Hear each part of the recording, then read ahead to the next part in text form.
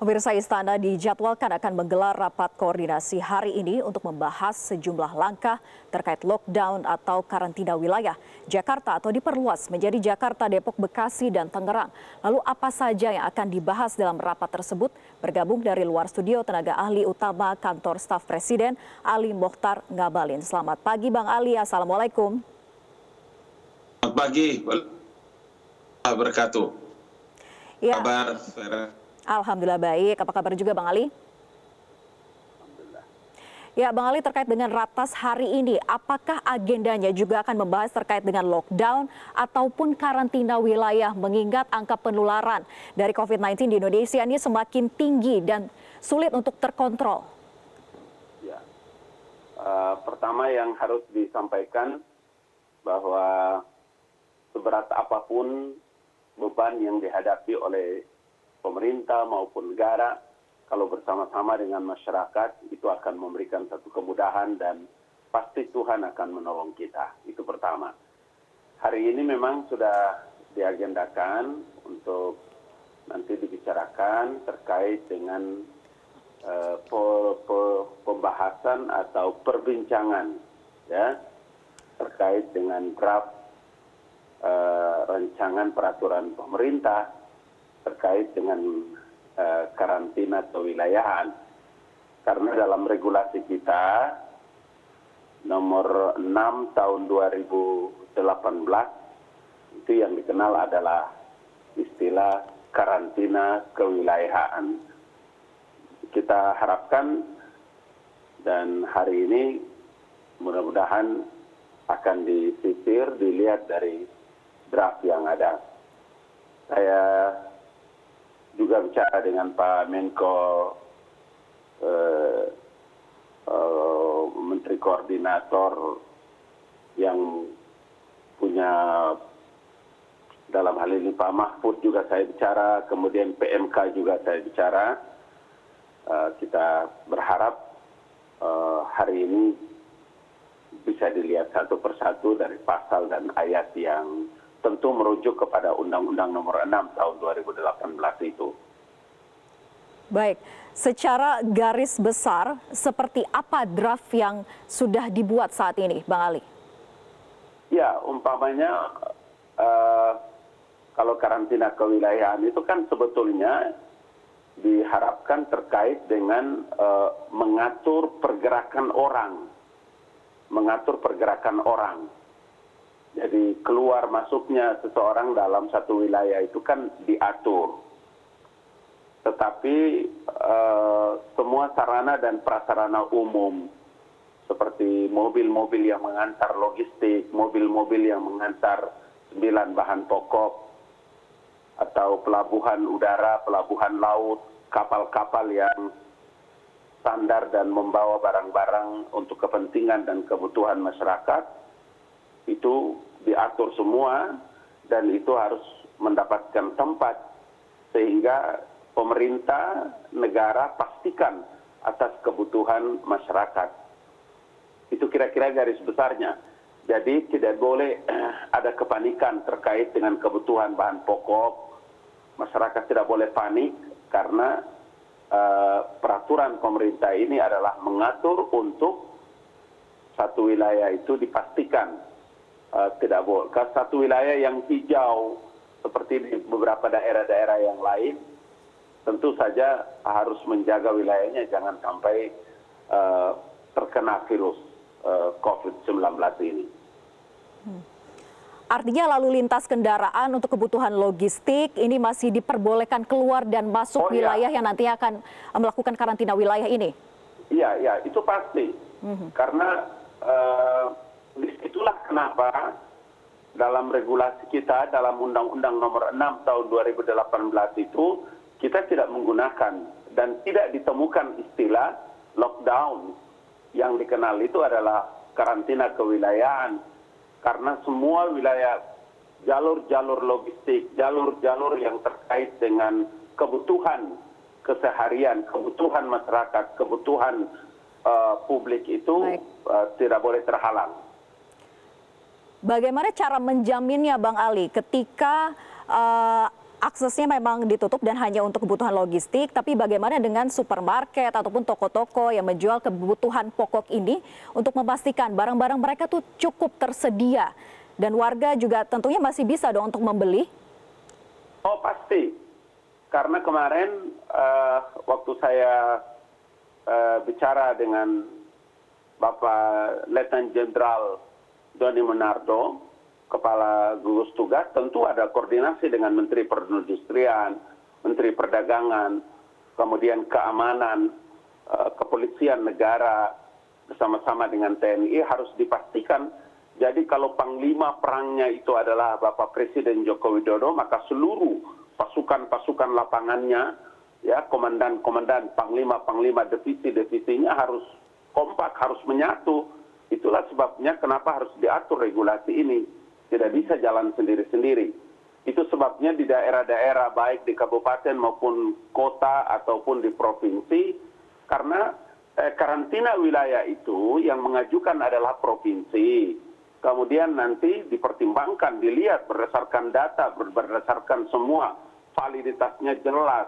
Kemudian gugus tugas di pusat dilihat sehingga tidak boleh tergesa-gesa, tidak boleh tergopo-gopo, tidak boleh kesusu, karena semua yang mau diambil ini adalah untuk kemaslahatan, kepentingan masyarakat. Begitu. Bang Ali, yang juga dikhawatirkan adalah bagi mereka masyarakat kelas menengah ke bawah. Kalau menengah ke atas rasanya mudah saja untuk melakukan pembelian dan stok bahan makanannya. Tapi bagaimana dengan mereka yang menengah ke bawah untuk kepastian mereka tersedia bahan pokoknya? Apakah pemerintah ini menjamin?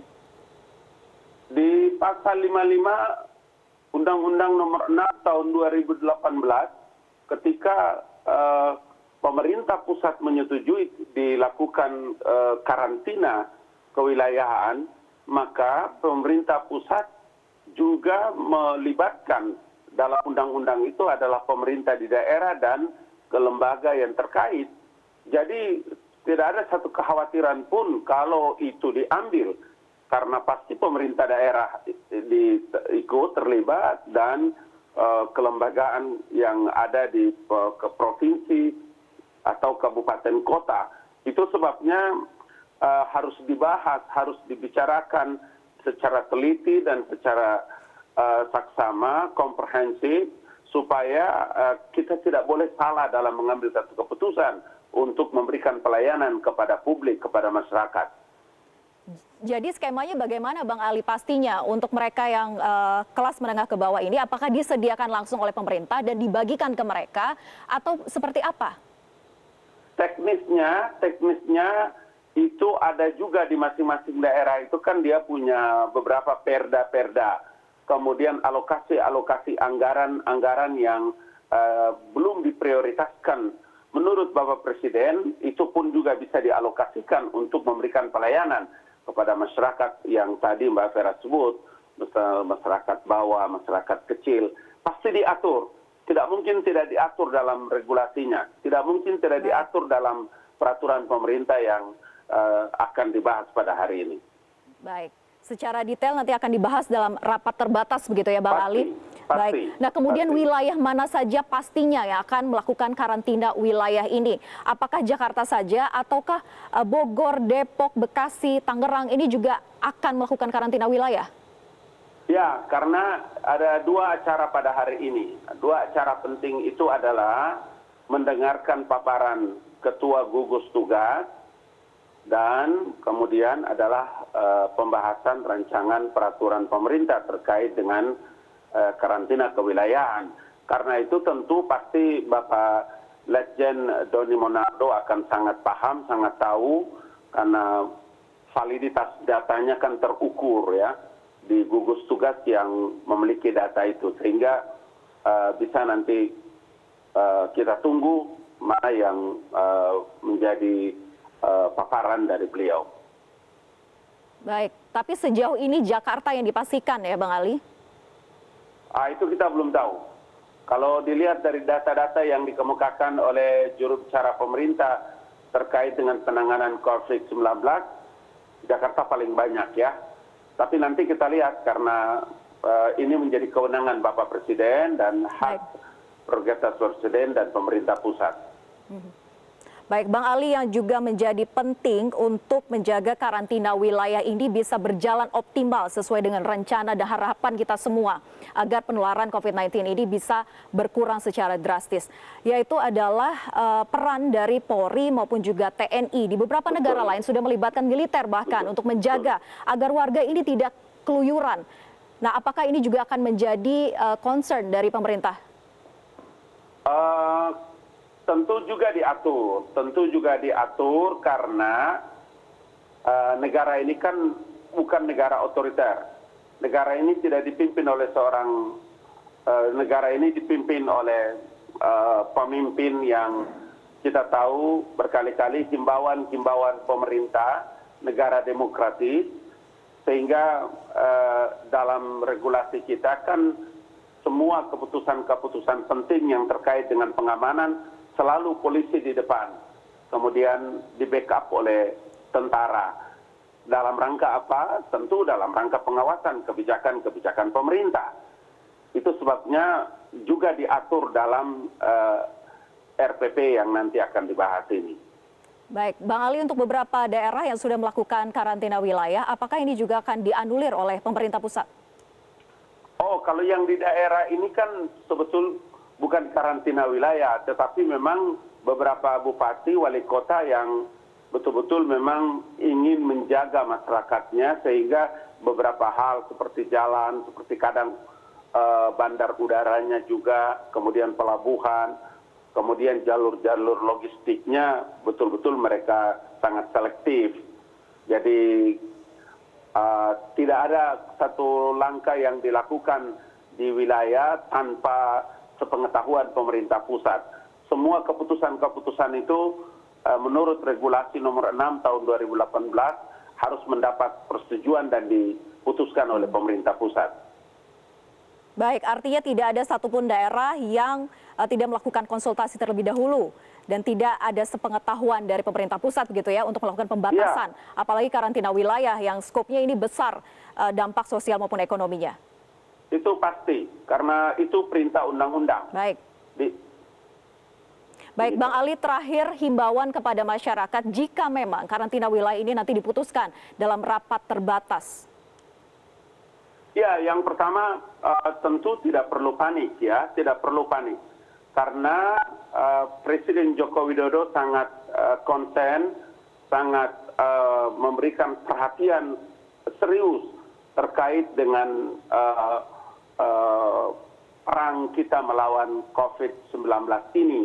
Itu sebabnya kalau rancangan peraturan pemerintah ini dibahas dan dipersiapkan, maka itu semata-mata untuk kemaslahatan dan kepentingan masyarakat dan orang banyak. Dengan begitu maka himbauan pemerintah terkait dengan